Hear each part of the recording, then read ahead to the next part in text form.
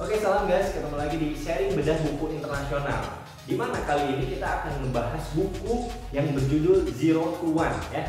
Zero to One ini mengisahkan tentang sesuatu yang harus kita usahakan itu harus bertelur dulu menjadi satu, ya dari 0 ke 1 dulu. Dan satu ini nanti akan menciptakan satu yang selanjutnya dan zero yang selanjutnya, dan akan dibawakan oleh seseorang yang sangat luar biasa adalah Pak Agung atau Coach Agung Wibowo yang sangat luar biasa. Beliau adalah praktisi, beliau juga adalah seorang akademisi. Kalau misalnya lihat di googling itu sangat luar biasa, cek aja nanti. Sekarang kita bahas dulu bukunya. Ciao.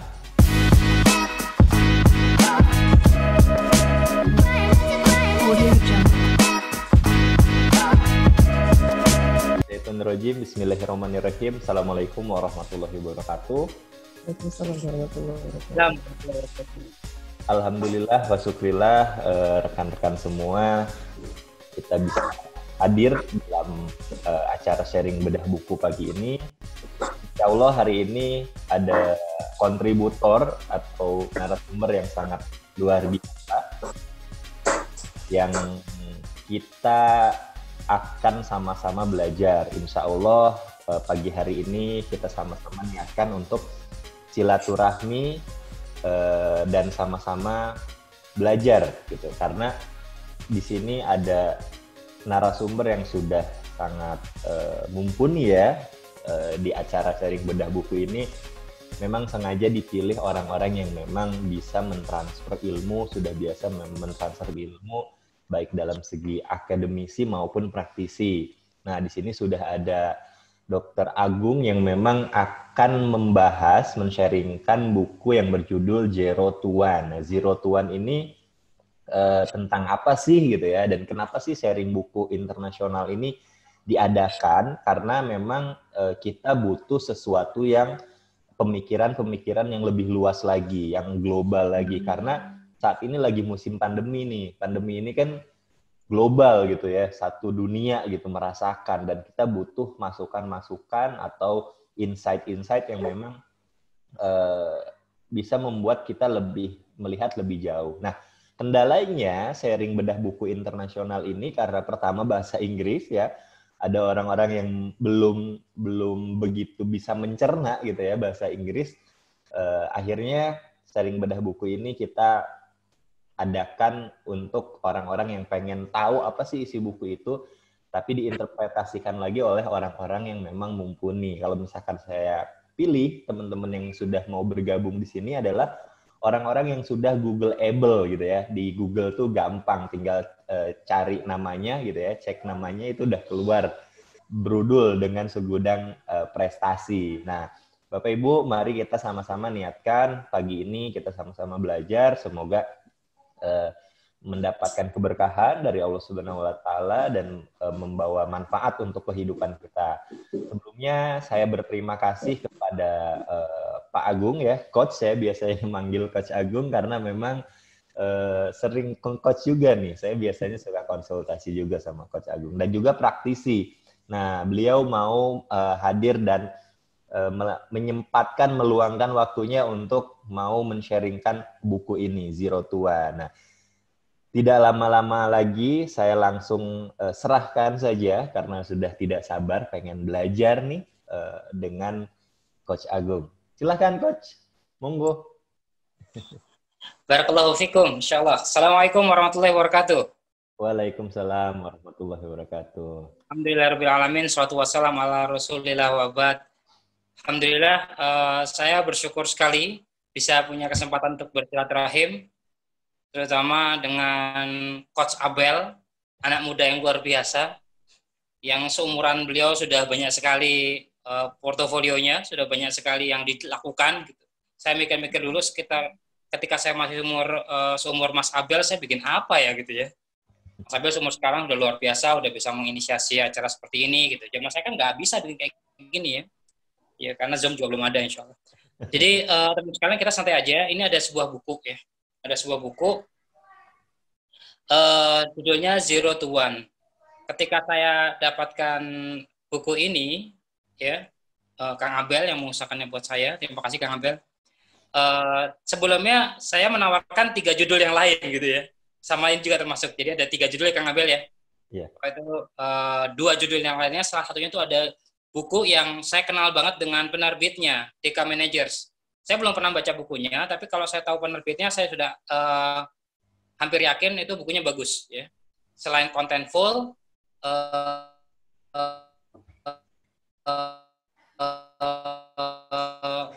nggak banyak, adanya dikit-dikit ya biar bisa tegak gitu, jadi nggak daging semua juga.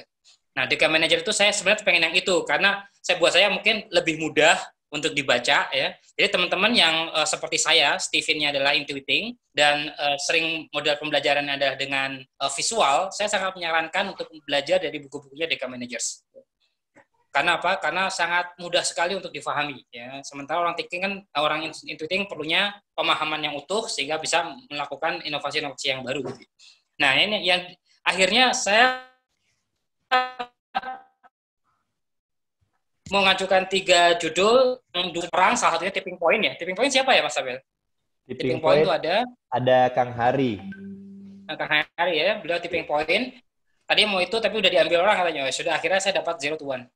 Jadi buku 0 to 1 ini penulisnya adalah Peter Thiel ya. Peter Thiel menarik sekali nih. Ketika saya baca buku pertama, saya bahasa Jermannya Durchschauen gitu ya, Durchschauen, melihat langsung gitu. Saya pikir ini bukan bukunya Intuiting nih. Jadi teman-teman yang punya Intuiting, pas ngeliat pertama kali buku 0 to 1, ini bukan buku Intuiting. Sedikit sekali gambarnya, gitu ya. Sedikit sekali gambarnya, kebanyakan tulisan, kebanyakan data gitu ya. Saya pikir, waduh, gimana cara saya membuat membuat resume atau membuat sharing tentang buku ini gitu. Akhirnya saya upayakan untuk tetap membaca. Tips saja buat teman-teman intuiting yang visual untuk membaca buku ini dengan baik, karena buku ini luar biasa kontennya, contentful luar biasa nih. Tapi sesekali Anda harus mengenyitkan dahi Anda ya, mengenyitkan dahi gini. Nah gitu ya. Karena apa? Pertama, bahasanya bahasa Inggris. Kalau buat saya bahasa Inggris bukan bahasa ibu saya ya, jadi agak sulit. Masih mending kalau bukunya dalam bahasa Jerman gitu ya. Ini bahasa Inggris. Saya kadang-kadang mengingatkan dahinya. Apalagi ketika saya translate ke Google, maksudnya apa gitu ya. Karena buat Google Translate, bahasa ibunya juga bukan bahasa Indonesia, jadi dia kesulitan juga untuk mentranslate bahasa Indonesia. Akhirnya saya harus membaca beberapa kalimat-kalimat penting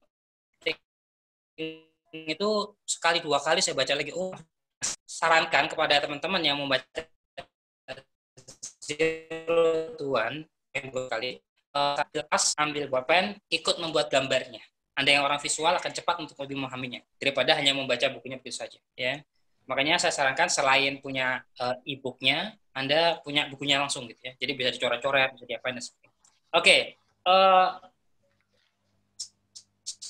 Satu kalimat pertama yang saya angkat di dalam 0 to 1 ini adalah every time we create something new, we go from 0 to 1.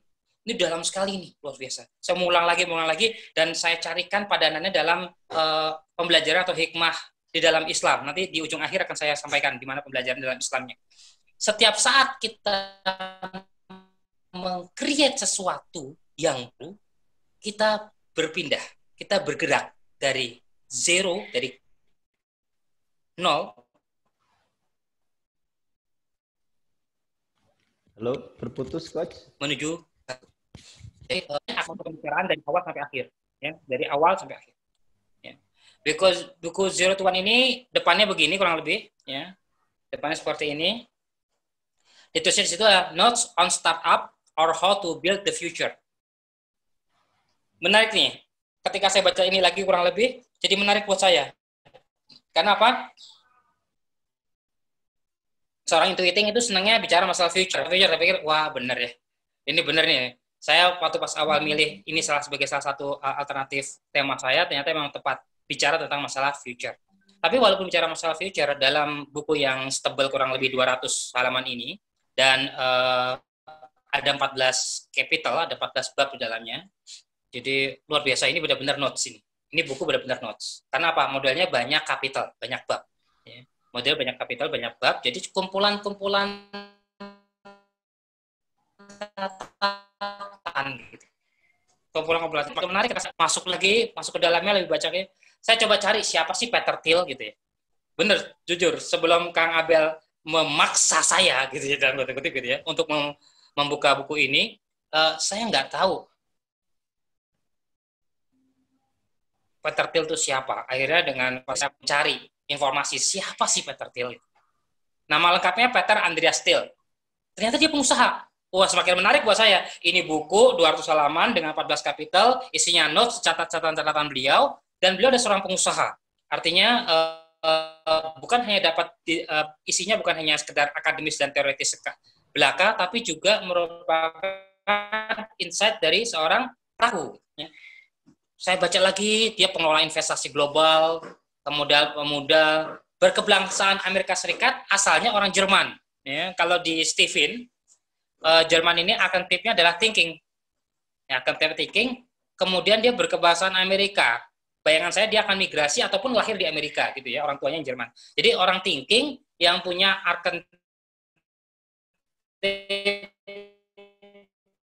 thinking ya, orang dari asal negara thinking itu dari thinking. Hebat ini. Ya, orangnya terstruktur dalam berpikir tapi memiliki lintasan-lintasan ide yang lompat gitu. Nah, ternyata benar, teman main tuh Elon Musk. Elon Musk tuh orang yang punya ide nggak genah gitu ya.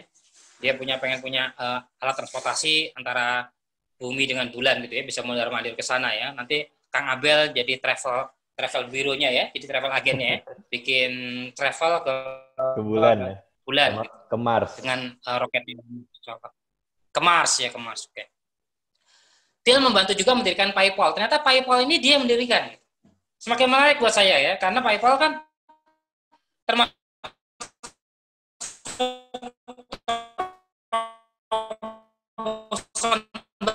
baru ya, baru.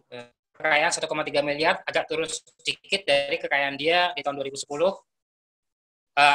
Naik di 2010, maaf ya.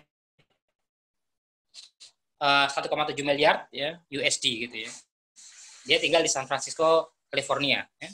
Ini sedikit tentang Peter Andreas Thiel. Jadi sebelum membaca buku biasanya saya memang melihat siapa yang menulisnya gitu, supaya saya tahu gambaran umumnya gimana. Apakah saya perlu membaca buku words demi words-nya, kalimat demi kalimatnya, kata demi katanya, atau saya hanya menangkap ide besar gitu. Ya, saya lihat oh ini ternyata pengarangnya seperti ini dan sangat menarik buat kita pelajari lebih jauh. Buku ini sekali lagi 200 halaman, 14 bab. Dimulai dengan preface-nya atau kata pengantarnya 0 to 1 seperti apa. Ada 14 kapitel. Jujur, saya belum baca semuanya, tapi saya sudah dapat benang merahnya, ya. Mulai dari bagaimana tantangan di masa depan, kemudian dia menceritakan party seperti di tahun 1999 seperti apa gitu ya. Bagaimana setiap company itu berbeda-beda, company-company yang sukses gitu ya. Terus ada lagi ideology of competition. Ini luar biasa dalam sekali catatannya ya. Walaupun nggak terlalu panjang ya. Ini menarik ini. Buku ini satu nggak terlalu panjang. Ada yang cuma 2 halaman. Yang sedang memegang bisnisnya kuat-kuat di masa pandemi ini, atau mereka yang baru membuat bisnis baru, saya sangat sarankan baca buku ini. Insight-nya luar biasa. Ini adalah sebuah cara kita untuk mendekatkan antara diri kita, bisnis kita, punya relevansi terhadap kehidupan yang bergerak ini. Ya. Sayang kalau misalnya teman-teman sekalian kita semua bikin bisnis, tapi nggak ada relevansi buat kehidupan, kecuali cuma menampung uang-uang saja gitu. Ya. Di sini beliau mengatakan bahwa bisnis itu harus disesuaikan dengan perjalanan kehidupan manusia. Ya. Kemudian di bab lainnya, di last mover advantage, terus kemudian you are not a lottery ticket, ini pointers luar biasa gitu. Ya. Nanti saya jelaskan beberapa kapitel. Punten saya nggak jelaskan semuanya, karena kalau saya jelaskan semuanya nanti Anda nggak perlu membeli bukunya kan, atau Anda tidak perlu memiliki bukunya. Saya jelaskan garis besarnya saja, habis itu nanti kita diskusi bersama insya Allah ya. Boleh Kang Abel gitu ya? Betul Pak, siap, sangat boleh Pak. Ya. Yang jelas ini udah diiniin ya, udah dikasih poin-poinnya 14 tuh teman-teman. Udah, insya Allah. Tinggal langsung ditanyain ya. Iya. Di awal sekali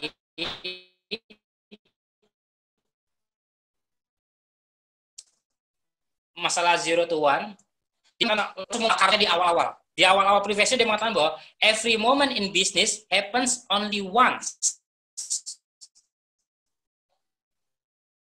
Setiap momen dalam sebuah bisnis itu, jadi sekali-sekali sama-sama belajar dari Coach Fabian, yang apa namanya, istilahnya tuh celah sempit, ya gitu ya. Celah sempit, masih ingat kan? Black Swan dan sebagainya gitu ya, celah sempit itu. Entah Kang Abel bisa jelasin lebih bagus. Nah,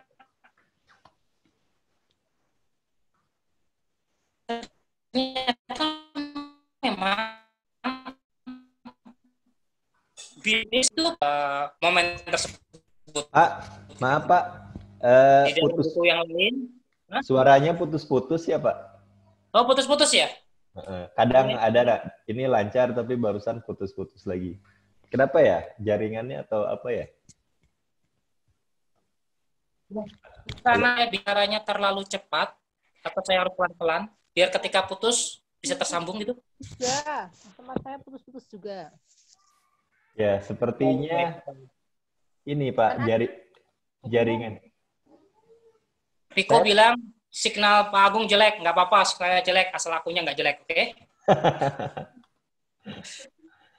Iya. Mudah-mudahan. Gimana? Saya harus pindah. Sekarang bisa terdengar dengan baik? Masih putus-putus. Sudah bisa terdengar dengan baik? Masih putus-putus. Saya pindah dulu ya. Saya pindah ya. Ya, boleh Pak. Saya pindah. Mohon maaf. Kalau saya lancar nggak, Bu? Slide-nya bagus nggak? Slide-nya lancar ya? Kalau slide lancar, Pak. Kalau slide. Cuman jadinya suaranya aja tadi pas menjelaskan jadinya kayak suara. Kalau ini Pak, jelas ini yang presentasi. Kalau sekarang bagaimana? Yang putus-putus. Coba mungkin sinyal kayaknya. Sinyal ya. Sinyalnya jelek. Masih putus-putus. Masih. Sekarang masih putus-putus? Nah, udah lancar, putus, Pak. Ini putus. Di saya lancar, Pak Agung. Oke, saya pindah ini. Ya. Sudah cukup? Ya, sudah, Pak. Saya lanjutkan ya. Insyaallah. Bismillahirrahmanirrahim. Jadi, kalimat yang ada di awal previous ini sangat nonjok ke saya gitu. Every moment in business happens only once. Momen dalam bisnis ini munculnya cuma sekali. Ya, saya ulangi lagi dulu. Coach Fahmi pernah sering menyampaikan itu ya, celah sempit itu ya. Manfaatkan sebaik-baiknya. Di buku yang lain, Great by Choice, siapa penulisnya? Ya, Great by Choice, saya lupa penulisnya, Jim Collins bukan ya? Itu mengatakan bahwa kita perlu siap untuk setiap momen yang ada. Yang penting itu bukan kondisinya. Yang penting adalah return on luck-nya. Gitu. Ketika kita dapat kesempatan itu, momen tersebut, kita bisa membayar nggak? Gitu. Kita bisa menyediakan persyaratannya atau tidak. Gitu. Ya. Nah, seperti contohnya, the next Bill Gates will not build an operating system. Jadi, Bill Gates yang nanti baru ada lagi gitu ya, itu nggak akan membuat operating system, dia akan menciptakan sesuatu yang baru, yang mengubah 0 to 1, yang mengubah sesuatu yang tidak ada menjadi ada, gitu ya. The next Larry Page atau Sergey Brin tidak akan membuat lagi search engine, mungkin dia menciptakan yang lain, yang mengubah 0 menjadi 1. Dan the next Mark Zuckerberg juga bukan membuat social network lagi, gitu. Dia menciptakan yang lain. Jadi kalau kita mengcopy orang-orang ini, kita tidak belajar dari dia. Makanya teman-teman sekalian, buku ini menarik karena buku ini tidak memberikan formula. Loh Pak Agung, kenapa bisa menarik kalau nggak ada formulanya? Buku ini tidak memberikan rumus. Apa menariknya Pak Agung? Buku nggak ada rumusnya, terus kita ngapain? Ya, karena kalau kita bikin rumus, karena di sini ada rumus, ada formula, seperti banyak training-training yang ada di luar tuh ya. Rahasia menjadi menjadi pebisnis sukses, rahasia. Ini saya juga kadang bertanya gitu, kalau rahasia kenapa harus diomongin gitu kan? Tidak menjadi rahasia lagi kan ya. Buat rental yang ada, ganti tuh kata-kata rahasia gitu ya. Sudah tidak menjadi rahasia lagi kalau Anda menyampaikannya gitu ya. Nah, buku ini mengatakan bahwa saya tidak memberikan formula, saya tidak memberikan rumusnya untuk menjadi seorang entrepreneur yang hebat. Tapi mereka memberikan patterns fundamental prinsipnya. Ya. Jadi kita tidak diajari ABC, tapi kita diberikan ruang lingkup dan cara berpikirnya. Sehingga frame berpikir itu bisa kita bawa ketika kita melihat pemandangan yang lain. Ini perbedaannya nih. Kalau misalnya kita diajarin A, B, C, D, harus begini, misalnya gitu ya. Sebenarnya siapa yang mengharuskan? Nggak ada sih. Cuman A, B, C gitu kan ya. Ya oke. Itu bisa dikerjakan di tempat itu. Yang kadang-kadang di tempat itu sudah rame. Gitu. Sudah banyak kompetitornya, sudah marketnya sudah suntuk, dan sebagainya gitu. Ya, beda kalau kita punya frame. Cara berpikir. Kita melihat sana, oh iya begitu ya. Bisa dipakai di situ? Bisa. Tapi kalau udah penuh, kenapa harus berpikir menggunakan itu? Saya pindah aja untuk melihat pemandangan yang lain. Kan gitu ya? Pemandangan yang lain, pemandangan yang lain seperti ini. Gambarnya seperti ini. Tapi frame saya yang pakai masih tetap bisa digunakan untuk melihat pemandangan tersebutnya. Yang diajarkan di sini tuh seperti itu. Bagaimana kita memiliki pola pikir nantinya yang bisa kita gunakan untuk mencari relevansi kita, relevansi bisnis kita untuk kehidupan pada saat itu. Ya, jadi bukan masalah mengcopying nih. Jadi bukan masalah hanya meniru, bukan masalah meniru. Boleh kita meniru, tapi bukan meniru apa yang dikerjakan, tapi meniru bagaimana cara dia mengerjakan. Ya, jadi kenapa mereka bisa sampai harus melakukan ini. Nah, itu harus difikirkan, gitu ya. Baik, kita lanjut. Kata buku ini, kata Peter Thiel ini, doing what we already know how to do, adding more or of something familiar takes the word from one to tidak terhingga. Nah, di buku ini nulisnya N ya, gambarnya masih tak terhingga. Terhingga kan gambarnya mirip huruf N juga kan Bu ya, Pak ya. But every time we create something new, we go from 0 to 1. Jadi kalau kita mengerjakan sesuatu yang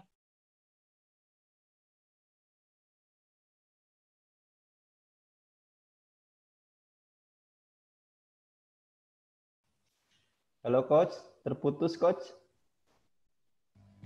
Halo.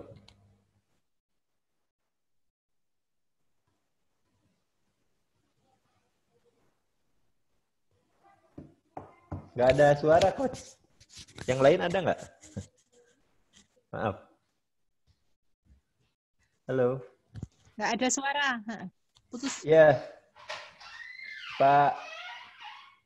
Jadi tidak ada suara sama sekali, seperti di mute, Pak.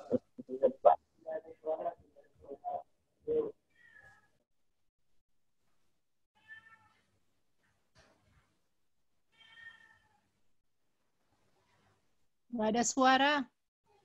Ya. Ya mungkin gangguan. Lagi seru-seru nih.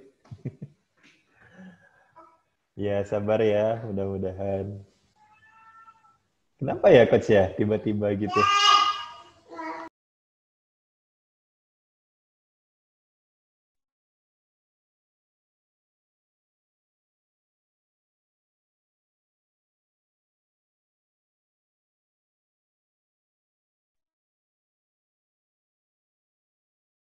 Masih belum ya, Bapak Ibu ya?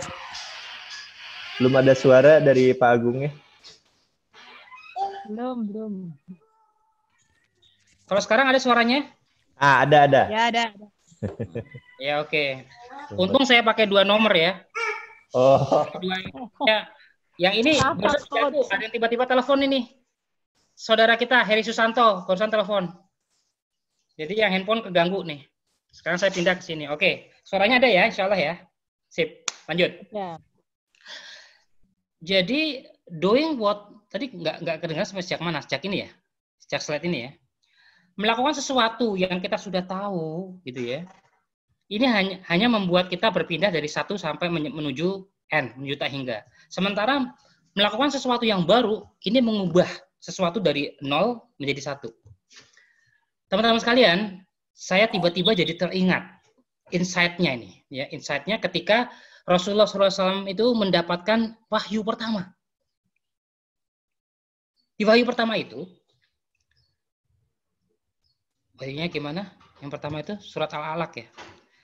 Iqra, atau begitu ya. Bayangkan pada saat yang gelap seperti itu Rasulullah SAW malam-malam gitu ya, mendapatkan wahyu. Gitu. Gelap wahyu dari Allah Subhanahu Wa Taala melalui Jibrilnya. Jibril datang kemudian mendekap Rasulullah SAW mengatakan Iqra. Rasulullah SAW menjawab, Ma'ana biqori, saya tidak bisa membaca. Masya Allah, kemudian diulangin lagi, habis dilepas dipeluk lagi, Iqra. Dijawab lagi, Ma'ana biqori, saya tidak bisa membaca. Setelah dua jawaban seperti itu masih tetap dipeluk saja, Rasulullah SAW kemudian berpikir, ya, kenapa masih dipeluk juga? Akhirnya respon yang ketiga adalah beliau mengatakan, Madza aqra, apa yang harus saya baca? Titik pertanyaan Madza aqra itu mengubah 0 to 1. Kalau yang tadinya Ma'ana biqori, saya tidak bisa membaca, ini kan proses yang mengikuti saja, gitu ya. Sementara proses yang diharapkan adalah proses mengubah 0 to 1. Allah Subhanahu Wa Taala itu Maha tahu. Nabinya itu tidak bisa membaca, tapi perintahnya adalah membaca. Di sini yang membedakan, sahabat sekalian, antara membaca dengan mengeja. Seringkali kita sudah cukup puas dengan banyak membaca buku. Padahal proses kita membaca buku mungkin saja masih dalam proses mengeja. Mengeja kata-kata di dalam buku, mengeja karakter-karakter yang ada di dalam buku, mengeja coding dari pikiran orang ke dalam buku. Buku itu kan hanya coding saja dari pikiran-pikiran kita yang ada di dalam buku, betul kan? Ya, kemudian kita perlu interpretasi lagi sehingga kita punya pemahaman tertentu terhadap sebuah buku. Ternyata bukan mengeja yang diharapkan oleh Allah Subhanahu Wa Taala tentang perintahnya, yaitu Iqra, membaca. Maka ketika respon adalah Madza aqra, apa yang harus saya baca, ini mengubah dari 0 kepada 1. Baru dimulai, Iqra bismi rabbikal ladzi khalaq. Bacalah dengan nama Rabbmu yang kita, proses penciptaan yang harus dibaca. Allah Subhanahu Wa Taala itu maha besar dengan segala nama-namanya. Tapi yang dipilih di awal untuk pembelajaran adalah masalah create something, gitu ya, menciptakan sesuatu. Kholak. Nah, sebenarnya ini tugas kita sebagai hambanya, sebagai orang-orang Islam yang mendapatkan perintah ini, membaca ini. Jadi bagaimana kita bisa mengubah, kehadiran kita itu bisa mengubah sesuatu yang 0 menjadi 1, menjadi 1, 0 to 1. Selanjutnya ke bukunya.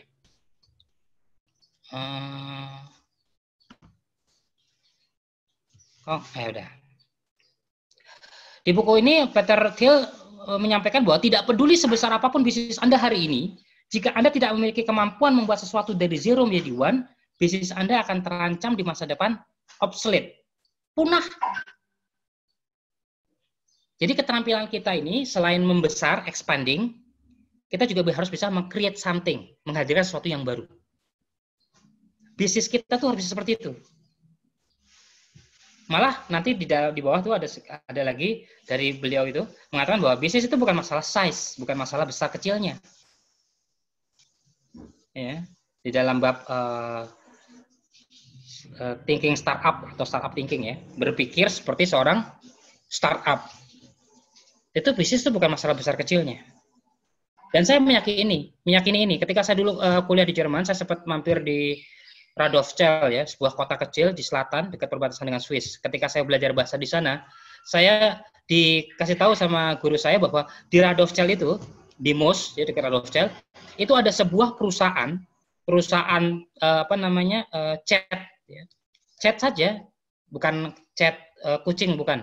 Perusahaan untuk cat itu loh, painting ya. Perusahaan untuk painting itu kecil saja, tapi dari OB-nya sampai ke pemiliknya itu hanya 14 orang. 14 orang, kecil memang kecil. Nah, menariknya apa? Menariknya adalah perusahaan tersebut ternyata bertanggung jawab untuk catnya roketnya NASA. Kebayang nggak? Perusahaan cuma 14 orang, udah termasuk quality assurance, sudah termasuk development-nya dan sebagainya. tapi dia bertanggung jawab untuk chatnya NASA. Chatnya NASA itu nggak sembarangan loh. Anda terbayang nggak kalau pesawat NASA itu di-chat dengan chat biasa, itu baru bergerak sebentar aja karena kecepatannya itu akan membuat panas roketnya, itu chatnya bisa luntur. Kebayang nggak bendera Amerika Serikat kayak apa kalau luntur? Kan malu-maluin ya. Lagi masuk di TV tiba-tiba luntur, kan malu-maluin. Mereka harus punya chat yang demikian luar biasa sehingga bisa bertahan dalam panas yang tinggi. Dan itu dibuat oleh sebuah perusahaan yang hanya 14 orang. Jadi bukan masalah size nih. Masalahnya Anda bisa mengubah 0 to 1 atau tidak. Ya. Saat ini, teman-teman sekalian, kita ini hidup di kondisi yang berat. Banyak sekali permasalahan, masalah di multidimensi. Untuk menyelesaikannya kita perlu banyak miracles, banyak keajaiban-keajaiban. Tapi buat manusia modern, miracles itu bukannya sebuah stick punyanya siapa? Voldemort atau punyanya siapa? Punyanya Harry Potter, kemudian mengubah sesuatu. Bukan itu miracles di zaman sekarang. Miracles di zaman sekarang namanya adalah teknologi. Teknologi itu mengubah sesuatu. Banyak hal kita ubah dengan teknologi. Betul tidak? Banyak hal kita ubah. Saya kebayang dulu betapa sulitnya orang itu menghadirkan sebuah api.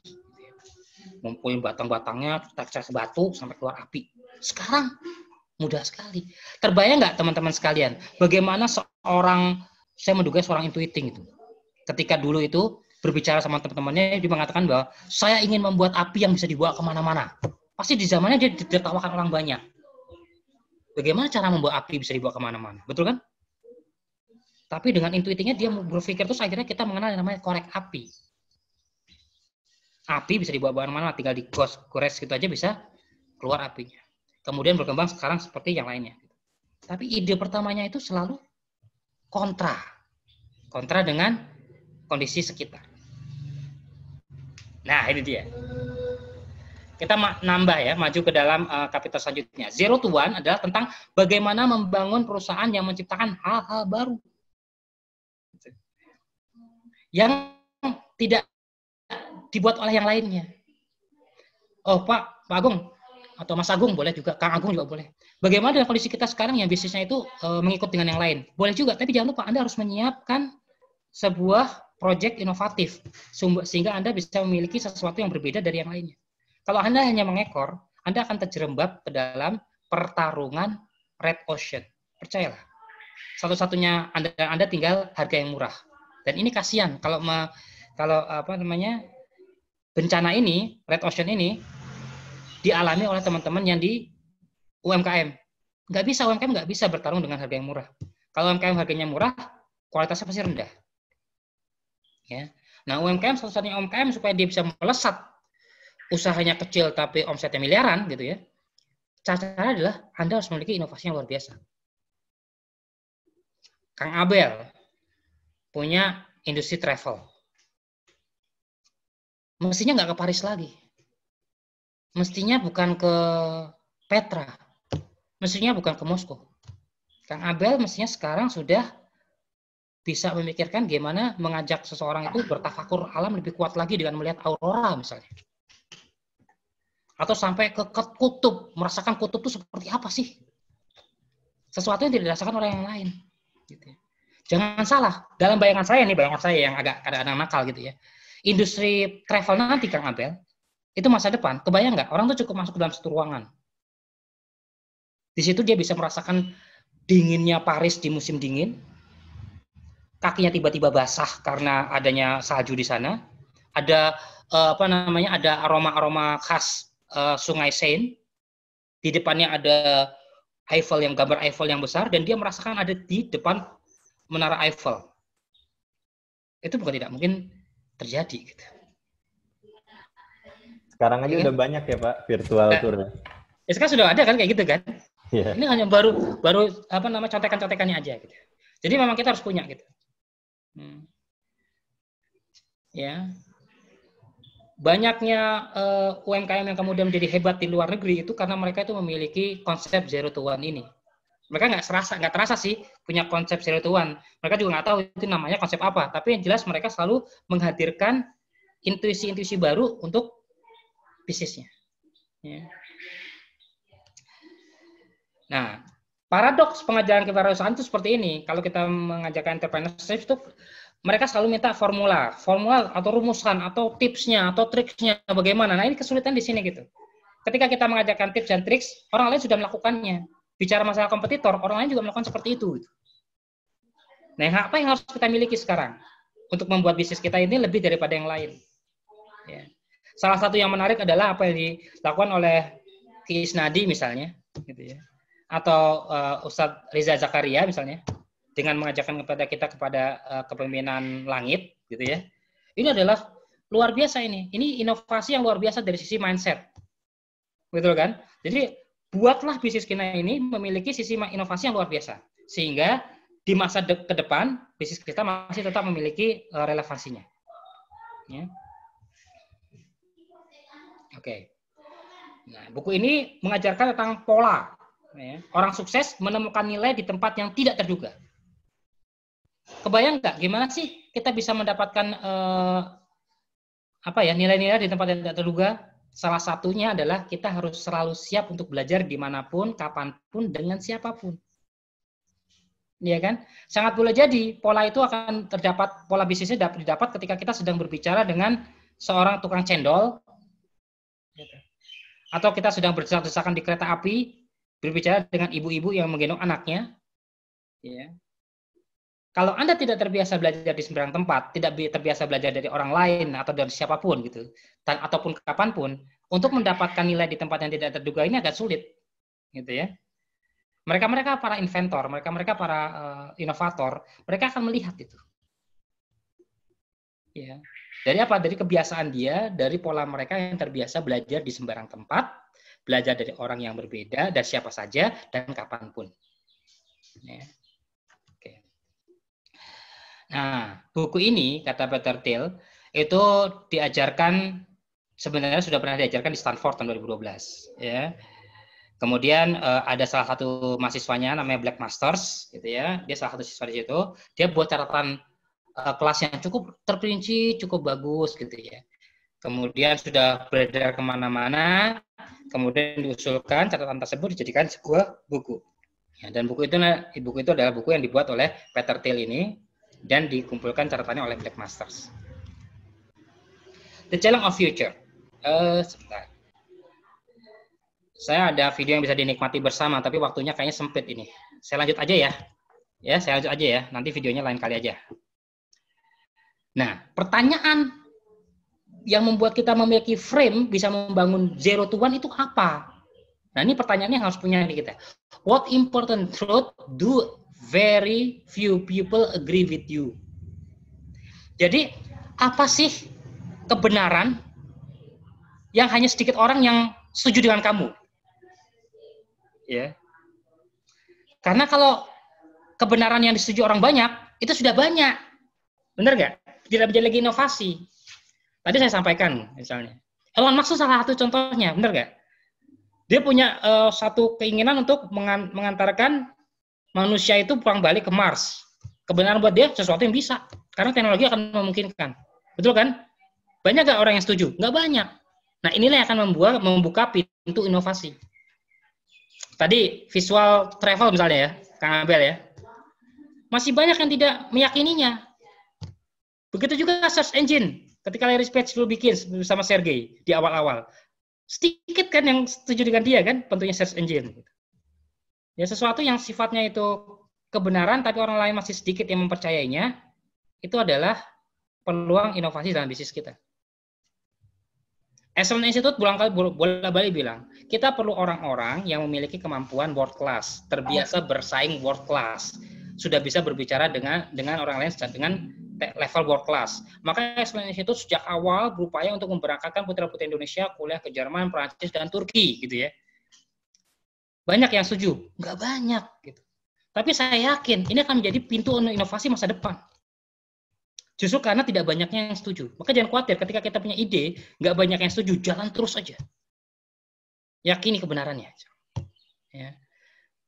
Atau pertanyaan kita balik. Apa yang most people believe in X, but the truth is the opposite of X? Apa yang orang-orang pikir,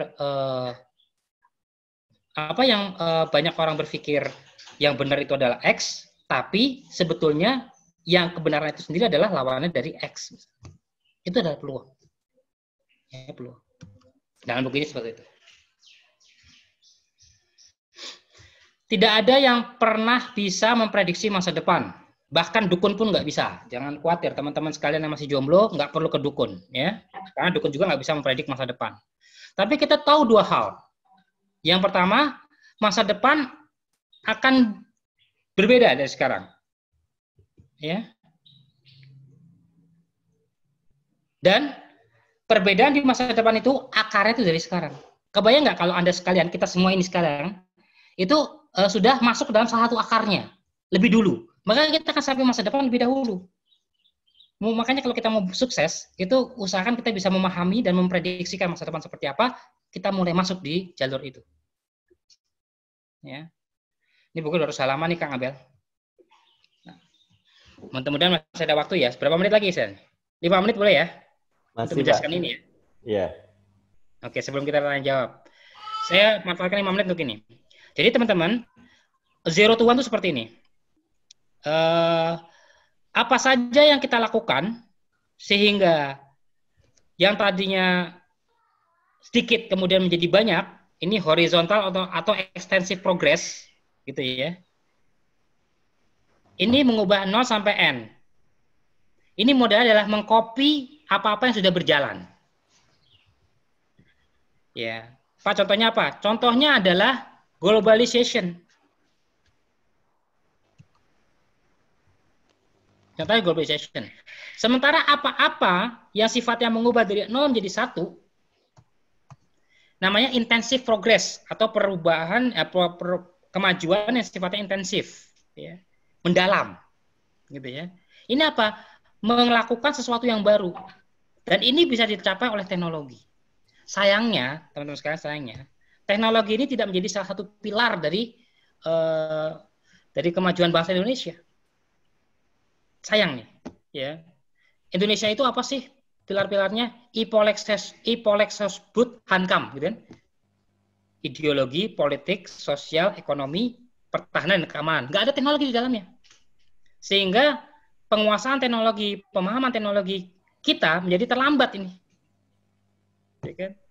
Sementara globalisasi itu sebenarnya cuma meripit aja, mengulang saja, mengcopy saja apa yang dilakukan orang lain. Apa yang dilakukan oleh Cina selama 20 tahun terakhir, itu adalah contoh bagaimana peradaban itu bisa dibangun dengan extensive progress. Tapi jika Cina hanya melakukan globalisasinya saja, hanya meniru saja, hanya mengikuti saja, ini akan bisa dilewati oleh negara-negara yang melakukan lompatan-lompatan teknologi. Secara tidak sadar, ini sebenarnya merupakan langkah strategik yang dilakukan oleh Pak Habibie dulu. Ketika mendorong bangsa ini untuk melakukan penguasaan teknologi. Cuman sayangnya, kebijakan kita itu belum mendukung kemajuan teknologi. Andai saja kita sudah melakukan dukungan atau investasi yang mencukupi terhadap teknologi yang ada, kemajuan teknologi yang ada, kita bisa mengubah 0 ke 1 kok. 0 ke 1 ini artinya apa? 0 ke 1 ini artinya kita mengubah pola main. Kita mengubah regulasi permainan. Kita mengubah arena pertandingan. Dan ini harus diperlukan, ya ini diperlukan oleh para entrepreneur sekarang. Ini diperlukan para business owner sekarang untuk merubah pola pikirnya. Pak, bisnis kita kok begini-begini saja? Iya, begini-begini saja, karena kita cuma meripit saja. Mengcopy orang lain. Akhirnya kita masuk ke dalam sebuah arena, kita masuk ke dalam ring tinju yang dikuasai oleh pemain-pemain yang sudah hebat di dalamnya. Kenapa kita tidak menghasilkan sesuatu yang baru? Kenapa kita tidak meng-create arena pertandingan yang baru? Ya, di dalamnya kita menguasai rules-nya, kita menguasai cara-caranya untuk menang di sana. Nah, ini diajarin di sini. Dipelajari sama-sama di sini. Ya. Ini ada paket. Oke. Baik. Kita perhatikan, teman-teman sekalian. 100 tahun dari 1815 sampai 1814 itu rapid technology development, tapi globalisasi tidak berjalan. Ya. Pertumbuhan teknologi itu hanya terjadi di barat pada saat itu. Daerah timur masih anteng-anteng aja kita. Ya, paling perang. Nah, ini mulai perang ya, perang. Antara First World War 1914 sampai Kissinger trips untuk membuka relationship dengan China tahun 1971, ini terjadi rapid technology development, tapi tidak banyak globalization. Globalization sudah mulai tapi tidak banyak. Yang terjadi selanjutnya apa? Tahun 71 terjadi rapid globalization. Sementara teknologinya tidak terlalu maju, tidak terlalu luar biasa. Sampai di tahun 80-90-an itu mulai teknologi IT masuk dan kemudian berkembang. Saudara sekalian ya. Nah, ini kondisinya.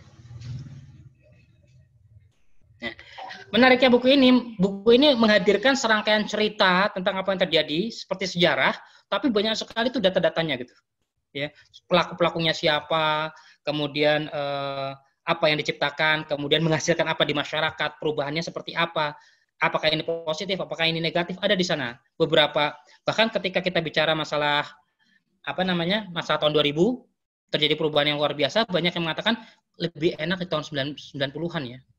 Karena apa? Buat orang-orang IT tahun 2000 itu salah satu malapetaka buat mereka. Ya, diceritakan juga di dalam buku ini. Ya. Masyarakat primitif itu tergantung dengan sumber daya dan saling merebut, saling menjajah. Maaf, kalau ini menyinggung beberapa pihak ya. Ketika kita lagi-lagi hanya berpikir di hulu, rebutan sumber daya, gitu ya, hebat-hebatan akses ke sana, kemudian saling menyingkirkan, saling menyikut, masih primitif. Masih primitif. Masyarakat modern itu ditandai dengan apa? Mereka bisa menghadirkan sesuatu yang bisa melipat gandakan, bisa lebih memudahkan. Maka ketika penemuan abad ke-16 kincir angin, gitu ya, itu sudah mulai mengekspanding peradaban. Mesin nomor 1750 di abad 16, gitu ya, terjadi juga pergeseran geopolitik. Ya. Pasar Istanbul yang tadinya merupakan pasar yang sangat ramai, orang Barat jualannya di sana, gitu ya. Ketika 1453 ditaklukkan oleh Mehmed II ya, Al-Fatih, mereka tidak lagi memiliki akses yang bagus kepada pasar Istanbul. Ya. Pada saat itulah orang-orang Barat mulai mencari pasar-pasar baru, mulai mencari resource baru. Penjajahan dimulai di negara-negara Islam pada saat itu. Ya. Nah. Mesin nomor 1750 mengubah wajah dunia. Sekarang teknologi IT, bayangkan apa yang bisa diubah oleh teknologi sekarang dengan digital. Luar biasa, percepatan luar biasa. Ya. Kalau di awal-awal dulu, kita merasakan handphone yang mana aja udah oke lah gitu ya. Yang bisa menulis 200 kata itu, 200 karakter itu udah oke lah. SMS juga 200 karakter udah bagus gitu ya. Masih ingat kan dulu sering orang yang berantem gara-gara apa? Salah paham tentang si kata di SMS ya. Ya kan? Di SMS tuh. Sekarang orang bisa video conference seperti ini. Jadi teknologi semakin murah, semakin mudah didapatkan. Sekarang pertanyaannya apa yang kita manfaatkan dari teknologi ini sehingga bisa mengubah wajah peradaban dunia. Ini quote-nya nih. Yeah. Our challenge today is to both imagine the new technologies that can make. Jadi bukan hanya sekedar teknologi. Kita membayangkan dan membuat teknologi yang seperti apa? Yang bisa membuat peradaban kita ini lebih peaceful, lebih damai, dan lebih sejahtera ketimbang di abad ke-20. Jadi teknologinya teknologi yang terarah. Terarah untuk apa? Membuat kedamaian dan kesejahteraan. Ini masuk ke beberapa kapitelnya, startup thinking. Ya. Di sini saya ceritakan tadi. Jadi, what a startup has to do? Question, receive ideas, bisa mendapatkan banyak ide, dan memikirkan kembali bisnisnya. Ya, ini strategi kita. Jadi kalau Pak bisnis kita kok sebentar-sebentar ya Pak sekarang, ya karena memang seperti itu.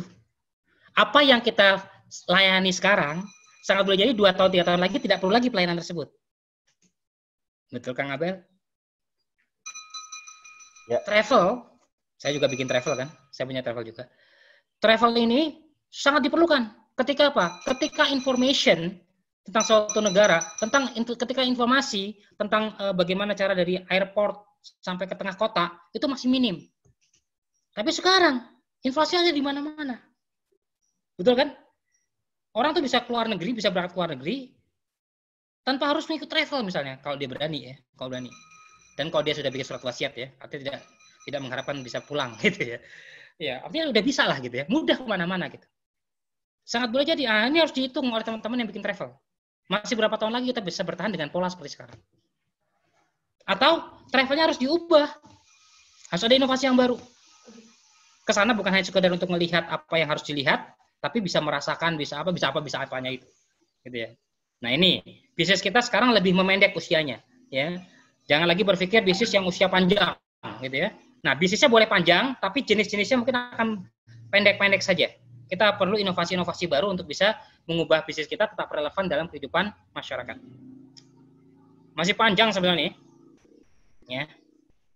Nah ini, if you can identify the delusional popular brief, kalau kita semua bisa mengidentifikasikan apa yang ada di bayangan yang sangat populer gitu ya, kita akan bisa mengetahui juga apa yang ada di belakangnya gitu, kebohongan apa di dalamnya. Ini contrarian truth. Jadi kebenaran yang kontradiktif. Kebenaran yang kontradiktif ini perlu kita fahami supaya kita bisa melahirkan inovasi-inovasi yang luar biasa. Ini moderatornya sudah nggak sabar, duduknya udah berubah-ubah. Saya mau cepat-cepat saja. Ini saya ceritakan tadi ada .com boost ya, bust. Jadi artinya penurunan yang luar biasa dari tahun 2000. Di buku ini juga ada building a monopoly, start small and monopolize, scaling up. Yang terakhir yang menarik ini, don't disrupt. Kalau Anda mau memiliki menjadi bisa memonopoli besar itu, pemikirannya jangan berpikir untuk mendisrupt orang lain. Ya, jangan pikirkanlah apa yang bisa Anda berikan lebih baik daripada yang lain. Jadi bukan mendisrupt ya, bukan untuk menjatuhkan atau merusak yang lain. Karena tanpa itu pun, sifat dari sebuah peradaban yang menuju abundance itu pasti disruption. Ya, ketika kita sudah berkelimpahan, itu akan disruption. Kenapa? Orang memilih apa yang lebih murah, apa yang lebih mudah, gitu ya. Sementara segala sesuatunya sudah mulai berkelimpahan. Oke, saya tutupin aja deh. Buku ini banyak memberikan insight bagi business owner untuk membuat frame, bingkai berpikirnya, sehingga mereka bisa membangun bisnisnya dengan formulanya sendiri untuk dapat meningkatkan nilai entrepreneurship-nya bagi kemanfaatan banyak orang. Ya, intinya adalah buku ini sangat recommended. Saya akan minta di institut saya untuk memiliki buku ini. Menjadi buku pegangan untuk memikirkan bagaimana masa depan kita, bagaimana bisnis kita ke depan, bagaimana kebermanfaatan kita buat orang lain. Terima kasih Kang Ambar. Assalamualaikum warahmatullahi wabarakatuh. Waalaikumsalam warahmatullahi wabarakatuh. Luar biasa. Semangat ya. Tadi saya lihat Pak Agung di Zoom ya, diperbesar kayak apa? Kayak training beneran nih Pak jadinya. Sangat-sangat semangat. Padahal hari Senin ya. Dan emang kenapa harus Senin? Dan abis ini Pak, abis makan banyak sate biasa. Masya Allah. Masya Allah, Masya Allah. Ya, gimana? Lanjutkan. Ya, masih ada waktu. Jadi teman-teman jika ada yang mau bertanya tentang Zero to Wine ini, kira-kira apa sih yang mau ditanyakan tadi? Mungkin bisa di slide yang pertama itu nggak Pak? Yang ada 14 poin Pak. Yang slide pertama ya. Ya. Ya, silakan teman-teman ya.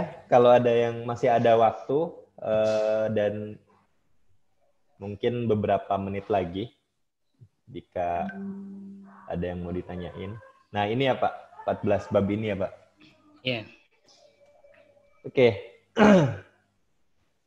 Ya, jadi tadi kita udah sama-sama menyimak ya apa yang ada di Zero to One ini, ditambah juga dengan pengalaman dan praktisi dari Pak Agung ini sangat luar biasa.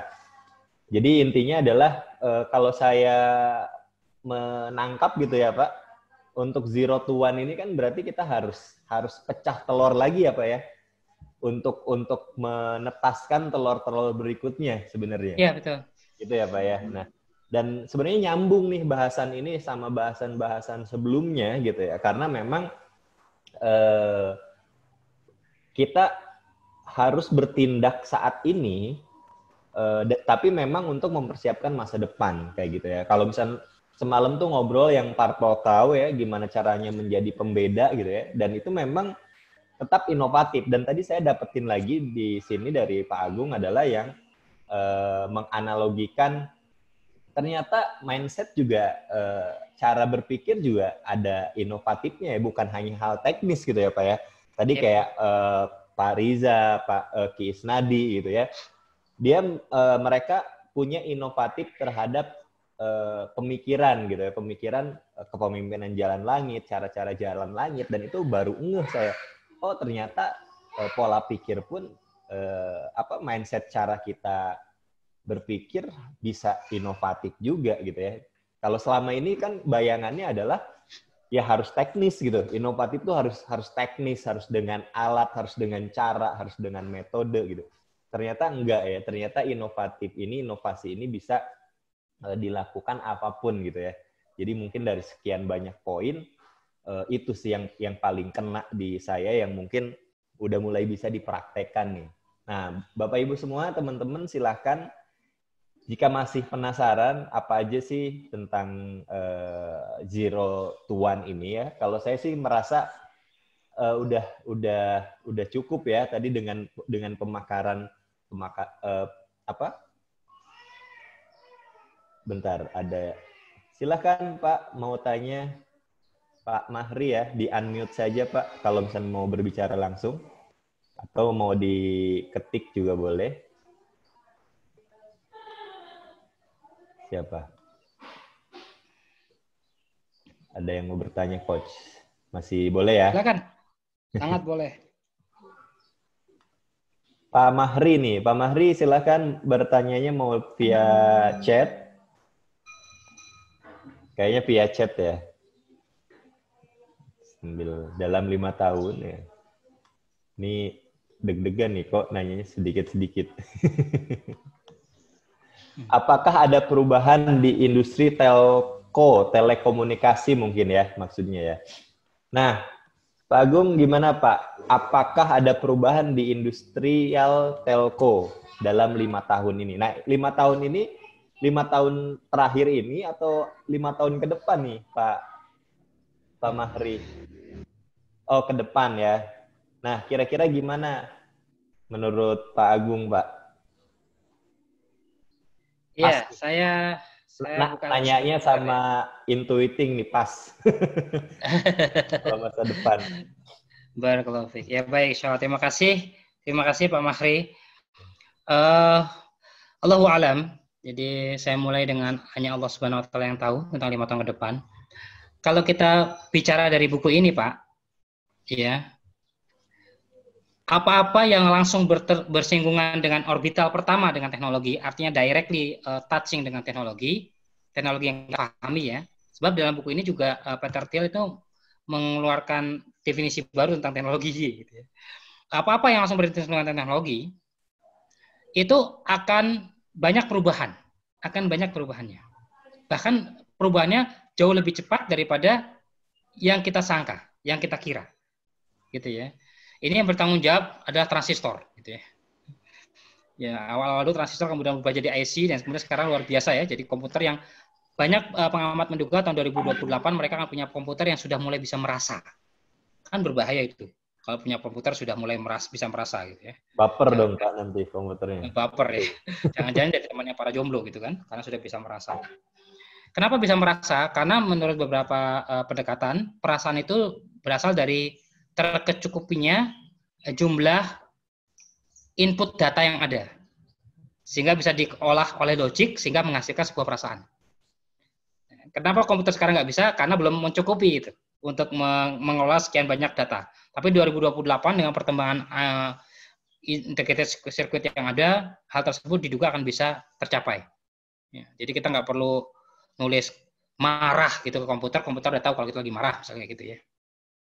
Mungkin dengan mata kita yang semakin memerah atau denyut nadi kita semakin cepat gitu di data masuk ke dalam mereka, begitu ya banyak lagi ya ceritanya. Yang jelas segala sesuatu yang berintegrasi dengan teknologi itu akan terjadi perubahan yang luar biasa. Ini kita belum berbicara masalah yang lainnya Pak, tentang masalah pergeseran customer behavior seperti apa. Kita belum bicara masalah dukungan investor ke arah mana, karena buku ini juga menjelaskan sekali bagaimana ketika investasi itu masuk dan keluar ke dunia teknologi. Kenapa Amerika sampai sekarang masih leading, bahkan masih bisa head to head dengan Cina yang cepat sekali perubahannya dengan imitasi, karena mereka masih memiliki inovasi-inovasi. Gitu ya. Mereka akan mulai berpikir ulang ketika inovasi itu sudah mulai berpindah episentrumnya gitu, bukan lagi di Amerika tapi pindah ke timur. Nah, mereka sudah mulai kebingungan karena apa, mereka tidak memiliki lagi kelebihan mereka gitu. Mereka masih yakin bahwa mereka masih memimpin. Kita pun kalau di dunia telco sebenarnya bisa akan memimpin kalau kita memiliki perhatian yang cukupin untuk teknologi, Pak. Gitu. Karena teknologi sekali lagi mengubah dari 0 ke 1 kan. Kemarin tuh ada 3G, kemudian ada 4G, naik terus kan G-nya kan sampai ber-GG nanti kan. Nah, itu salah satu inovatif yang luar biasa, dan saya yakin di hadapan dunia teknologi ini kan masalahnya masalah keluasan ilmu pengetahuan dan kedalaman pemahaman. Kalau keluasan ilmu pengetahuan itu menyelesaikannya dengan membaca. Ya kan? Membaca yang pertama tuh. Iqra bismi rabbikal ladzi khalaq, khalaqal insana min 'alaq. Kemudian ini untuk sementara keluasan kebermanfaatan itu di selanjutnya. Iqra wa rabbukal akram alladzi 'allama bil qalam 'allamal insana ma lam ya'lam. Jadi ada proses creating teknologi 0 menjadi 1, sama ada proses create itu kholak ya, sama proses untuk expanding. Ya, kalau di sini pakai globalisasi. Ya. Kalau ditanya apa saja kemungkinan yang akan maju di dunia telco, ini yang harus jawab orang telco ya. Saya bukan nggak dibilang telco, tapi saya yakin apapun yang akan lebih membuat manusia itu menjadi lebih nyaman, lebih mudah, ya, lebih murah, itu akan memiliki tempat yang luar biasa di market. Makanya Peter Thiel ini mengubah sebuah paradigma. Kalau kita di UKM itu masih bicara masalah yang penting marketing, marketnya harus bagus, cara marketingnya harus bagus, salesnya harus bagus gitu. Peter Thiel ini udah maju lagi. Nanti bukan lagi berbicara masalah sales, nanti berbicara masalah produk. Bagaimana produk yang berkualitas? Karena sekali orang tahu, viralnya mudah, viralnya cepat, gitu ya.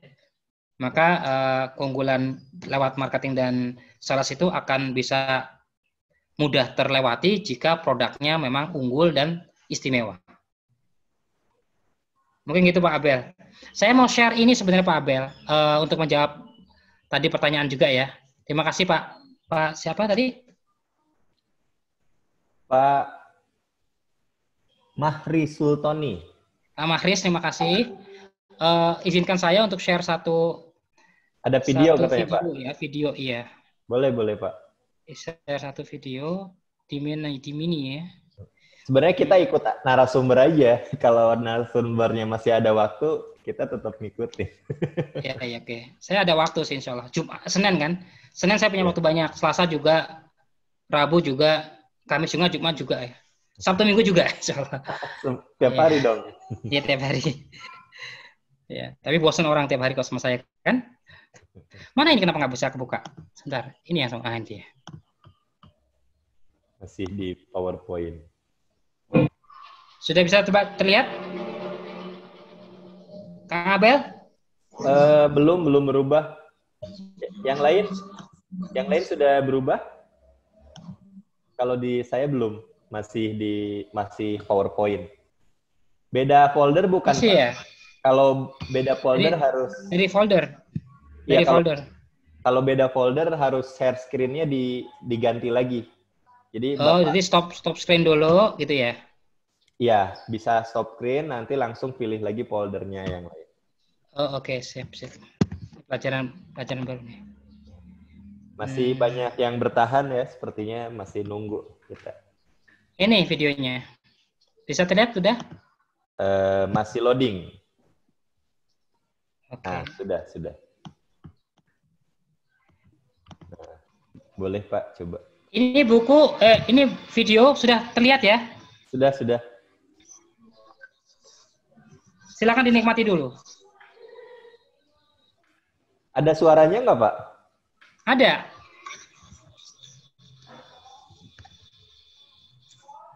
Sebentar, di sana ada suaranya nggak? Nggak ada. Suara Pak Agung adanya. Kok nggak ada ya? Bentar.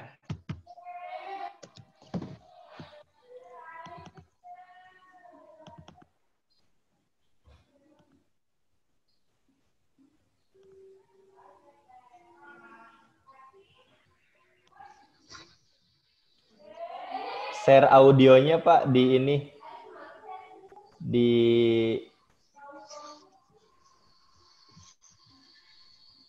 Ini ulang ya.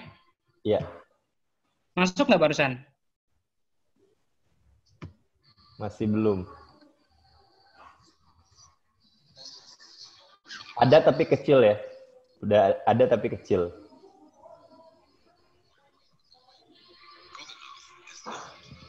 Nah, udah mulai ada.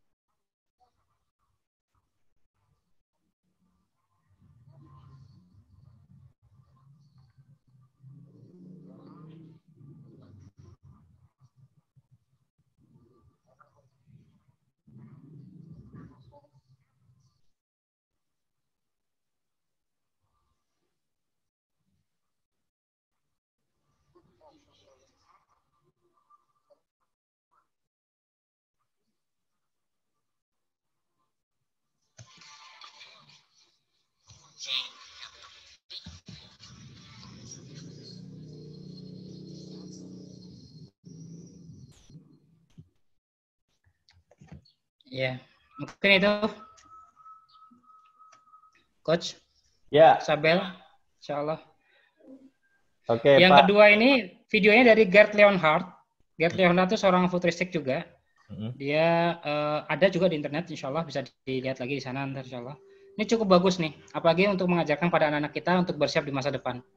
Apa sih sebetulnya yang diperlukan untuk mempersiapkan diri untuk masa depan? Ya, Insya Allah mudah-mudahan bisa melengkapi apa yang di-share pagi ini Insya Allah. Silakan. Oke, karena waktunya juga sudah tak terasa ya, sudah 1 jam lebih kita bersama di sini. Oke Pak, saya mau bertanya, mumpung ada Pak Agung nih sekalian. Dan nanti akan ditutup dengan benar-benar core inti ya, tapi ini menyambung pertanyaan saya. Nah, kita kan berbicara masa depan nih Pak gitu ya, dan kita tadi kalau saya pribadi ya menangkap bahwa kita memang harus berpikir panjang gitu ya, dengan strategi yang pendek gitu ya. Tetap persiapan jangka panjang ya, tapi berarti harus dipotong-potong nih strategi apa aja gitu ya, pendek. Karena inovasi itu bisa dari kita sendiri, bahkan bisa dari yang lain. Artinya bisa kita terdisrupsi. Artinya harus ada rencana-rencana cadangan yang memang mungkin bahasa yang sudah sering terdengarnya adalah goals-nya tetap harus sama gitu ya, tapi strateginya nanti yang akan fleksibel. Nah, gini Pak, kita kan harus hidup di masa sekarang, jangan hidup di masa lalu, bahkan mengkhawatirkan di masa depan, gitu ya. Masa depan gimana sih ke depannya dan lain-lain. Nah, tapi sedikitnya gitu ya, yaitu karena kita melihat masa depan bakalan gini, akhirnya muncul ya ketakutan gitu. Akhirnya sering merasakan kayak gini, nanti bakalan berubah, nanti gimana gitu kan. Apa yang kita lakukan saat ini akhirnya ya itu perubahan. Jadi lebih memikirkan ke cara-cara perubahan dan jadi terlalu overthinking gitu Pak jadinya. Nah, kira-kira gimana nih untuk menyikapi hal-hal semacam itu, apalagi kalau misalkan bisnisnya adalah bisnis tradisional. Memang kita dipaksa untuk berinovasi terus-menerus gitu ya. Nah, tapi ada nggak sih satu pedoman yang memang yang tadi ya fundamental, yang benar-benar ya kita harus berpedomannya ke fundamental itu gitu. Jadi apapun yang terjadi, ya ini loh gitu, pemikiran fundamentalnya teman-teman harus bisa berpikir ke sini. Boleh. Oke. Tapi boleh Pak Maksi. Menjawab ini mungkin Pak Abel ya. Saya bukan menjawab, saya hanya memberikan beberapa insight saja. Kalau saya pikir kita harus juga bisa memikirkan seperti ini. Kita harus bisa membedakan mana tujuan, mana jalan, dan mana cara. Gitu. Tujuannya nggak berubah. Jalan kesananya mungkin berubah. Caranya harus fleksibel, lebih fleksibel lagi. Seperti kalau kita nggak bisa bertarung dengan tongkat panjang, Kang Abel. Kita menjadikannya potong-potong seperti joystick. Gitu. Joystick ada yang dibagi 2, ada yang dibagi 3. Sekarang pertanyaan masalah cara. Mau dibagi 2 atau 3, itu tergantung dengan kemampuan kita. Kita terbiasa dengan memainkan joystick 2 batang atau 3 batang. Tapi kan pada prinsipnya joystick itu kan mengumpulkan 2 keuntungan. Satu bisa meraih sasaran dengan jarak yang jauh, yang sepanjang tongkat, kan? Pada yang saat sama dia juga bisa untuk bertahan untuk defensif pendek, gitu kan? Jadi kita pun juga harus bisa ngambil dari kebijaksanaan seperti itu, gitu ya, wisdom seperti itu. Bisnisnya ini misalnya ke travel, tetap di travel. Bisnis travel tapi harus dilihat. Bisnis travel itu bukan hanya mengumpulkan orang kemudian mengajak jalan-jalan, bukan itu. Masuk ke dalam lagi. Apa deep insight-nya? Travel itu merilis stres orang. Travel itu menghadirkan happiness. Travel itu menghadirkan pengalaman baru. Travel, nah, di titik-titik itunya sebenarnya itu tujuan-tujuan besarnya. Jalan menuju itunya banyak, gitu. Apalagi caranya, gitu. Jadi jangan terdistrak di jalan sama cara. Kita punya tetap gimana tujuan ke masa depannya. Satu persatu kita lihat yang kondisi sekarang. Ini jalannya sekarang lagi yang enak apa nih? Cara yang lagi paling bagus apa gitu. Ya. Jadi tetap bisa bertahan. Dan ini adalah cirinya startup atau cirinya UMKM. Banyak sekali sekarang perusahaan-perusahaan besar kan malah inginnya berubah seperti UMKM gitu kan. Seperti entrepreneurs gitu. Kenapa? Entrepreneurs itu selalu berpikir berorientasi kepada apa yang diperlukan oleh masyarakat sekitar. Ya kan? Kehadirannya itu diperlukan karena masyarakat itu memerlukannya gitu. Sementara banyak perusahaan-perusahaan besar itu sudah mulai kehilangan relevansinya gitu. Ya kan? Nah, perusahaan-perusahaan besar yang ingin tetap bisa eksis, biasanya mereka berpikir bagaimana mereka tetap jadi entrepreneurs. Ada bukunya Kang Abel, bukunya bagus sekali, judulnya Even 11 Can Dance. Tebal bukunya. Bahkan seekor gajah pun bisa menari gitu ya. Nah, itu gimana caranya itu. Kalau entrepreneur, kalau small company sih enak gitu, ngubahnya cepat gitu ya. Kayak bajai gitu, kanan kirinya gampang gitu. Tapi kalau kontainer ini kan nggak mudah. Berarti nanti ada sesi berikutnya ya Pak, ngomongin buku itu ya Pak. Even 11. Oke. Nah, dongnya jangan banyak orang. Setuju ya. Bisa kita share bareng. Ya. Barakallah. Oke Pak, ini Pak Mahri mau ikut diskusi nih, kira-kira. Bapak masih ada waktu, Pak. Masih, insya Allah. Ya, monggo Pak Mahri, silahkan untuk bergabung, berdiskusi. Assalamualaikum, Pak. Waalaikumsalam warahmatullahi wabarakatuh. Pak Mahri. Pak Mahri, halo. Halo. Belum ada suaranya, Pak. Halo, saya sudah terdengar suaranya? Sudah. Sudah, Pak. Ya, Assalamualaikum warahmatullahi wabarakatuh. Waalaikumsalam warahmatullahi wabarakatuh. Terima kasih sharingnya nih. Saya selalu menarik untuk bicara kita hari ini dan masa depan gitu ya. Saya juga memang hari Senin lagi punya waktu, Kang Abel. Terima kasih sama Pak Agung juga lagi lumayan saya luangnya. Jadi begini. Tadi bicara strategi pendek, saya cuma mengkhawatirkan begitu kita sudah pasang goals, sudah bagus, misalnya tadi ada bisnis travel, saya kebetulan ada di bisnis IT, begitu kita Pak Mahri pasang boleh goals. Videonya dihidupkan, Pak, biar bisa menatap. Saya pakai kaos nih, belum. Nggak apa-apa. Nggak apa-apa, saya dipakai di atas, bukan di bawah, Pak. Pak. Udah kelihatan ya? Sudah. Ya. Jadi selalu menarik untuk melihat masa depan gitu ya. Saya lagi baca buku Global Paradox, Pak Agung. Udah pernah baca ya?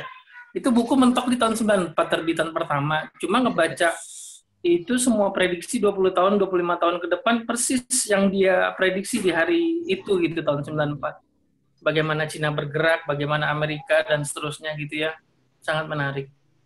Kembali tadi ke soal strategi pendek. Nah, ketika goals tadi sudah kita canangkan begitu ya, begitu bagus, ternyata ada strategi pendek. Saya cuma khawatir begitu kita punya A, plan B, plan C itu justru jadi nggak fokus nih. Gimana pandangannya Pak Agung sama Kang Abel? Iya. Mana, Pak? Langsung di-share ya? Iya. Baik. Jadi gini kalau menurut saya, yang berubah itu di cara dan jalan. Bukan di tujuan, Pak. Iya. Okay. Yang bisa yang kita menyesuaikan dengan kondisi itu di cara sama jalan.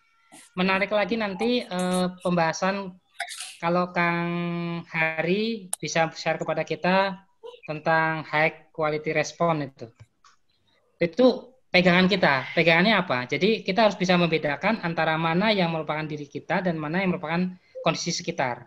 Nanti kita akan membedakan kita sebagai penonton dan sebagai ada stage-nya. Oh iya, ada paket. Sama ya, Pak.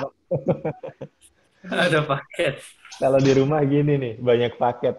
Ibu-ibu nih pasti yang pesen ya. Kang Abel tinggal di mana, Kang? Di Depok, Jawa Barat? Saya di Bandung, Pak Agung yang di Depok. Iya, jadi nanti sedikit ya. Sharing. Jadi memang yang harus diubah itu bagaimana yang harus berubah itu jalan dan cara. Tadi saya menghubungkan dengan high response ya, high quality response-nya Kang Hari itu. Di situ saya belajar banyak luar biasa tuh. Jadi yang menentukan kesuksesan kita itu sebenarnya bukan situasi sekitar, tapi bagaimana kita merespon situasi tersebut. Yes. Karena situasi itu kalau di dalam bukunya Great by Choice itu, situasi itu ada choices. Situasi itu adalah pilihan. Yeah. Dia bisa menjadi positif buat kita, dalam waktu yang sama dia bisa jadi negatif buat kita. Tapi permasalahannya yang paling lebih penting adalah bagaimana kita merespon hal tersebut. Yeah. Dalam Great by Choice itu dibukanya dengan kata-kata Jim Collins mengatakan bahwa kenapa ada perusahaan yang bisa tetap bertahan di tengah-tengah resesi, kenapa ada yang tidak. Tapi kenapa juga ada perusahaan yang bisa bertahan di kondisi yang baik dan juga ada kondisi perusahaan yang jatuh di kondisi yang baik. Ternyata bukan kondisinya yang mempengaruhi ininya, tapi bagaimana kita merespon kondisi tersebut. Nah ini penting nih. Jadi buat kita kalau kita sudah understanding itu dengan baik, kita akan bisa melihat tujuannya tetap, mungkin jalan sama caranya. Nah seringkali orang-orang di sekitar kita ini jadi masalah Pak Mahri gitu ya. Dianggapnya nih orang ini akrobat banget gitu kan. Padahal tidak akrobat. Ini semua dalam upaya supaya menjaga kapal ini tetap berjalan menuju tujuannya gitu. Kalaupun kapal itu harus menghindari sebuah pusaran air, kalaupun kapal itu harus mengubah suatu daerah karena di sana ada badai, itu bukan berarti harus mengubah tujuan. Tujuannya tetap, cuma cara dan jalannya aja dia yang berubah. Ya kan? Nah, keputusan untuk mengambil respon, apakah harus menerjang badainya atau harus menghindari badainya, itu adalah value of leadership. Itu adalah nilai dari kepemimpinan. Ya, Pemimpin akan itu. Kapalnya akan diajak menghantam badai atau kapalnya diajak berjalan melalui jalan yang lebih tenang gitu. Itu pun juga masing-masing pendekatannya gitu. Ya kan? Abu Bakar punya pendekatan yang berbeda dengan Umar. Umar punya pendekatan yang berbeda dengan masing-masing punya, tapi insya Allah tujuannya tetap jelas gitu. Jadi yang penting dari sekarang adalah kalau kita punya bisnis, ajak bareng-bareng ngobrol teman-teman pimpinan-pimpinannya menyatakan bahwa apapun yang kita lakukan sekarang ini sebenarnya bukan mengubah bisnis kita, bukan, tapi sedang mengubah jalan dan cara supaya tujuannya tetap tercapai. Mungkin gitu Pak Mahri gitu. Ya. Ada yang insya Allah. Baik. Maka tadi saya mudahkan metamorfnya, saya mudahkan dengan apa? Dengan seperti kalau orang tidak bisa terampil menggunakan tombak, dia bisa mengubahnya menjadi double stick ataupun itu ya, yang 3 sticknya gitu. Ya, masih tetap bisa menyerang lawan dan bisa bertahan dengan baik. Mungkin gitu Pak Abel, Pak Farid. Siap. Kalau Heron ini sharingnya luar biasa. Memang banyak pertanyaan seputar itu gitu. Gimana nih kita ubah terus setiap daerah gitu. Iya. Bahkan di dalam bisnis saya juga ada yang tanya seperti itu. Kok gini Pak? Kemarin kita nggak begini. Ya itu biasalah. Baik. Dan kita nggak boleh baper juga Pak ya dengan situasi ya. Iya. Itu saya rekomend Kang Abel. Kang Hari Firmansyah itu sharing lagi tuh tentang high quality response itu. Oh iya nih. Itu luar biasa.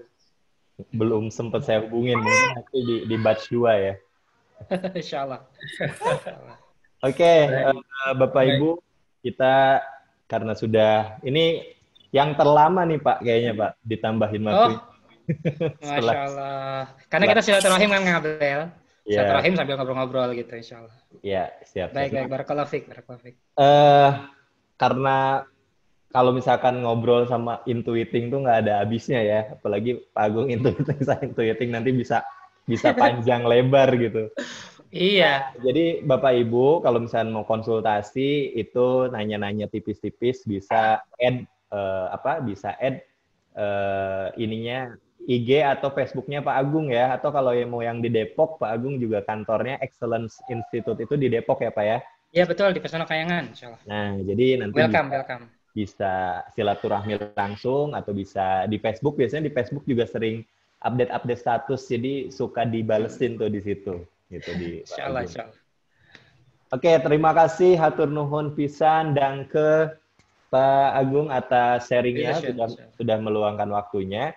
Nah, sebelum saya tutup nih teman-teman mau mengingatkan ya, besok kita masih ada terus sampai tanggal 14. Nah, mudah-mudahan kita bisa tadi kita dapetin ilmu yang sangat luar biasa ya, langsung di intisarinya langsung dikasih gitu ya, dikasih langsung, mengefektifkan waktu dan kita juga bisa langsung dapat dari orang-orang yang memang berkualitas untuk men-sharingkan buku-buku ini. Nah, teman-teman kalau merasa acara ini sangat-sangat bermanfaat ya, jangan lupa kita juga di sini ada donasi. Kalau misalnya melihat poster-poster atau flyer yang Bapak Ibu lihat untuk masuk ke acara ini, silahkan berdonasi karena kita jangan sampai insya Allah jadi memperlancar implementasi ilmu yang kita dapatkan ini, dan mudah-mudahan nanti jadi amal jariah juga untuk teman-teman semua. Jadi pastikan berdonasi karena kita pun menyalurkannya kepada orang-orang yang sedang membutuhkan di era pandemi ini, kayak gitu. Nah, besok ya, ini sesinya nyambung sebenarnya, dari yang pertama itu yang dari Bu Ayi ya, Dokter Ayi, terus ada Teh Rika, kemarin ada Kang Bayu, ada Teh Indi, kemarin ada Mas Brili, dan sekarang ada Pak Agung. Itu sebenarnya nyambung gitu materi-materinya dari yang awal banget sampai nanti terakhir ya. Terakhir itu how business work itu. Dan ada event besarnya Bunda Diah ya, FEI, Festival Entrepreneur Indonesia. Kalau misalkan kenapa nggak ada nih tanggal 15-16, karena dipakai Festival Entrepreneur Indonesia, dan teman-teman juga nanti bisa hadir. Nah, besok ini ada Pak Ian Sofyan ya. Beliau adalah MBA juga, punya lisensi Sukses Principle, Pak Agung. Nah, jadi Masya Allah. ya, beliau bolak-balik training dan dapat lisensi langsung dari langsung dari Jack Canfield gitu. Kemarin ngobrol-ngobrol sama adiknya ya, Pak Dedi, beliau sudah lisensi, dan biayanya ke sana itu hampir 700 juta Pak untuk dapat lisensi itu. Allahumma sholli ala Muhammad. Mudah-mudahan berkah ilmunya insya Allah. Iya, tapi Pak, dia nggak pernah buka training. Kenapa? Nggak tahu, besok kita tanyain. Makanya ini yang bikin penasaran. Jadi beliau punya lisensi dari Jack Canfield itu yang Sukses Principle. Nah, punya bisnisnya di bidang IT juga gitu, sama kayak bikin Zoom kayak gini ya. Jadi kemarin saya baru diceritain. Nah, besok beliau mau bawain buku Sukses Principle-nya langsung. Nah, dan barakallah. Jadi mudah-mudahan besok bisa ini lagi, bisa masuk lagi. Insyaallah. Dan lusanya ada Pak Dedi Priyadi juga yang dari Harvard. Orang-orang hebat ini insyaallah. Barakallah. Oke, mungkin akan saya tutup dulu ya. Sebelum saya tutup, kira-kira Pak Agung ada pesan-pesan lagi nggak, sepatah dua patah kata yang untuk menutup kita di kesempatan kali ini tentang Zero to One, atau pesan-pesan untuk yang lainnya, kira-kira mungkin 1-2 menit lagi sebagai penutup, Pak. Baik, terima kasih. Jazakallahu khairan. Sebagai penutup, saya ingin sekali memanfaatkan buku ini untuk memperdalam kecintaan saya terhadap sebuah doa yang luar biasa. Doanya itu kita juga sering sekali untuk mendoakannya, gitu ya, membacakannya gitu. Robbi zidni ilma warzuqni fahma. Ya Robku, tambahkanlah ilmuku dan berikanlah aku, rizkikanlah aku kefahaman. Mungkin ini yang bisa menghantarkan kita menjadi individu yang memiliki banyak ilmu pengetahuan dan juga memiliki deep understanding terhadap ilmu pengetahuan yang ada pada kita. Bukan orang-orang yang cuma sekedar mengumpulkan ilmu pengetahuan seperti keledai yang mengumpulkan buku-buku yang ada di atas punggungnya, tapi manusia-manusia bermanfaat yang bisa dengan deep understanding-nya memanfaatkan ilmu pengetahuan yang dimilikinya. Jazakumullah khairan katsira. Terima kasih banyak Kang Abel dan teman-teman sekalian. Ini pembelajaran yang luar biasa. Insya Allah kita akan mengikuti bersama-sama pembelajaran selanjutnya untuk kedepannya insya Allah. Jazakumullah khairan. Jazakumullah Pak Agung. Terima kasih atas waktunya, sharingnya. Semoga Allah membalas semua kebaikan Pak Agung untuk sharing pada pagi hari ini. Dan ini saya minta izin, apakah boleh diupload di YouTube, Pak? Boleh, insya Allah boleh. Boleh ya? Boleh. Siap, atur nuhun. Oke, teman-teman, saya tutup. Sekian. Mohon maaf jika ada kesalahan atau kekurangan. Mudah-mudahan menjadi pembelajaran untuk kita semua, dan insya Allah berkahi apa yang menjadi niat kita sama-sama belajar di pagi hari ini. Sekian. Assalamualaikum warahmatullahi wabarakatuh. Waalaikumsalam.